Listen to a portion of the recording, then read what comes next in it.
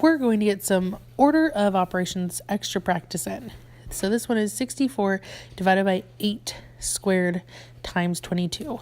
Right at the top of your paper, PEMDAS, please excuse my dear Aunt Sally, knowing that multiplication and division, as well as addition and subtraction, must be done going left to right. If division is front of multiplication, we must do that. If the subtraction is from in front of a division in the problem, we must do that first. So we keep going. 64 divided by whatever the square is of that, 64, and we multiply by 22. Going from left to right, division is in front of multiplication. So 64 divided by 64 is 1, and 1 multiplied by 22 equals 22. Again, notice I rewrite every step of this problem so I know exactly what I am looking for. Let's look at another problem. We're looking at 20 squared plus, in parentheses, 30 divided by 3, and we're going to subtract 2. So looking at my order of operations, I do have parentheses. I'm going to do that first. So 30 divided by 3 is 10. So I write that 20 squared plus 10 minus 2. My next stop is the 20 squared, which is the exponents. That ends up being 400. I add 10 and I minus 2. So 400 plus 10 is 410. Minus 2 is 408. Notice I put brackets around the parts of my expression I'm going to do next. It just organizes my thinking in a different way that I'm able to go back, look at my math and see, oh, okay, maybe I didn't follow the order of operations correctly.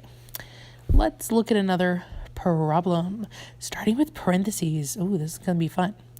9 plus 16 multiplied by 8 plus 55. Ooh, some crazy numbers on there.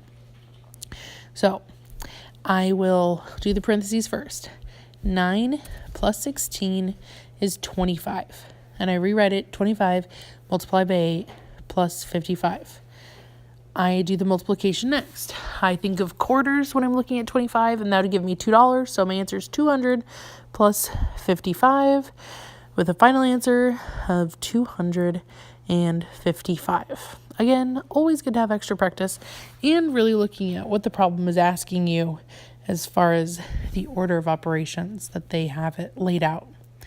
This next one, 12 divided by 4 times 7 minus 18. First thing I'm going to do, going left to right, 12 divided by 4. That equals 3. Now, I could have the choice of 4 times 7. That would give me 28. But if we're going left to right, I will choose 12 divided by 4. I rewrite it as 3 times 7 minus 18. Next up, multiplication. 3 times 7 is 21, and I rewrite it as 21 minus 18. And I get a final answer of 3. Remember, with any of these, you have to keep in mind that multiplication and division goes from left to right, and addition and subtraction goes from left to right. This may be different from what you have learned in the past, but using expressions, you must have this at the front of your mind. We'll work together, and we'll be able to solve some pretty cool things coming up in this unit. I'm super excited. I don't know about you.